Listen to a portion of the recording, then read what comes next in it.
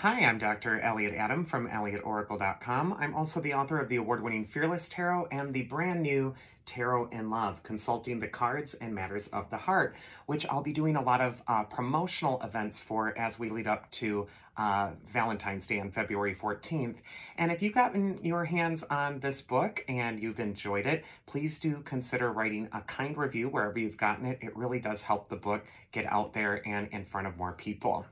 It is time for this week's Oracle Reveal. So earlier today on Instagram, I placed up a photo of 3 different animals and I asked you to use your intuition and just ask yourself which animal's calling to you, because that animal has your message. And the 3 animals were the dove, the octopus, and the bat. So if you're just joining me now, ask yourself which animal's calling to you, because that animal has your message. For those of you who picked the delicate dove, the card says compassion, healing, and harmony. And dove is a sacred bird. It represents that contact with the spirit realm. And it also represents that transcendent higher love that we can all choose to bring into our interactions. So if you're attracted to a dove, this might be a time to transcend something. It might also be time to put it in the context of the universal, or to really let your higher self take the lead.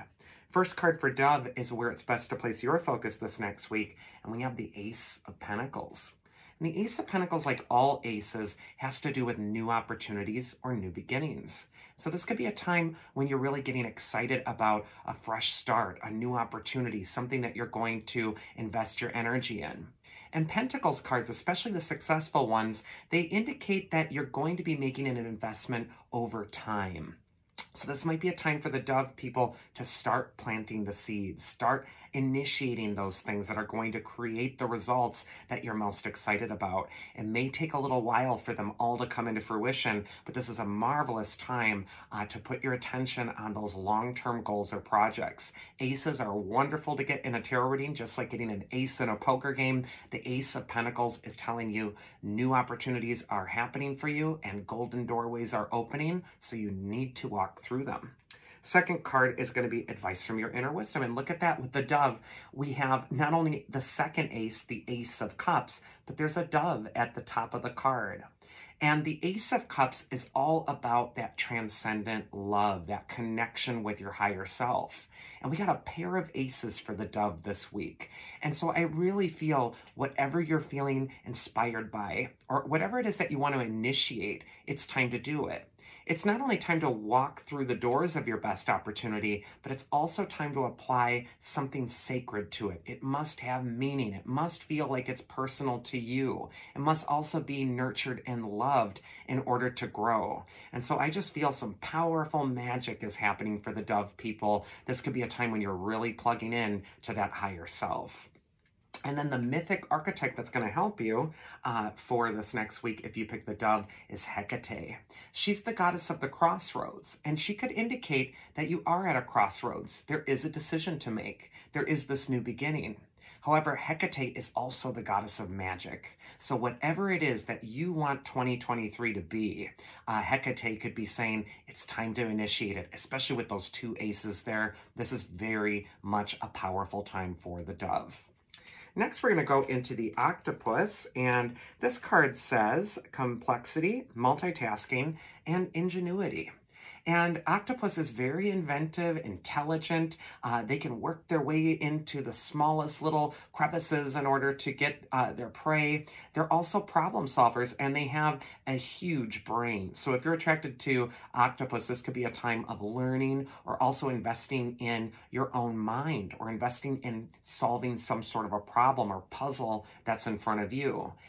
This card says the observant octopus. So this could be a time as well to be observant, to notice patterns, or also to just look for where the opportunity or the opening is for you and then to act on it. This is a hugely ingenuitive card. First card for Octopus is where it's best to place your focus, and we actually get the 2 of Pentacles. And the 2 of Pentacles is a card of unpredictability. It's indicating that the problems that you're trying to solve this next week are going to feel sort of hit or miss. It's like these waves are kind of flowing through your life this week, and it's going to feel that you don't 100% have your footing. The Two of Pentacles really encourages you to make peace with the waves, and in fact, to ride the waves, to not try to fight them. A lot of cards with the Two of Pentacles show boats, and this one's no exception. There's that little sailboat way in the background floating over the waves. And that's, again, a symbol of using all this tumultuous, kind of crazy energy that's building and transcending around you right now, and then harnessing it and using it to get to your destination. Two of Pentacles is also telling you to be flexible and adaptable this week. Do not be fixed. Much like the octopus, you want to really have the ultimate flexibility, and you will handle your tasks with grace and ease. The advice from your inner wisdom, if you pick the octopus, is the Four of Wands. And this card is long associated with celebration, enjoyment, sometimes even socializing. It could be a time where things have been just so serious leading up until now, and now it's time to let loose. It might also be a time to network. And in fact, I'm kind of getting the feeling from this Two of Pentacles and then the Four of Wands that the problem that you're going to need to solve is going to be best worked through by working with others. That Four of Wands is always a social card, and this could just be a time when you're really, touching base with other people, getting other ideas, and also just getting excited with some of the chaos that might be going on. It may not all go according to plan this next week, and yet you just want to roll with it. And then the mythic archetype that's going to help you is Uranos. He is the father, and Uranos is also the titan of the sky. Not only can he represent really looking at things from above and sort of like looking at all the information and really coming up with your best solution or a strategy, but Uranos also governs the external world, the things outside of you. This might be a time when you're leaving your safe cocoon and you're needing to go out into the world and roll with the punches it might be sending you. And yet if you can be flexible and make the right alliances, you're going to find your way through. And then finally, we have the Brave Bat here, and the card says perception, change, and flexibility. And bat is a symbol of change. It's of death and rebirth. Sometimes bat has to do with really going through a period of shadow in your life and then coming out the other side resurrected, renewed in some way.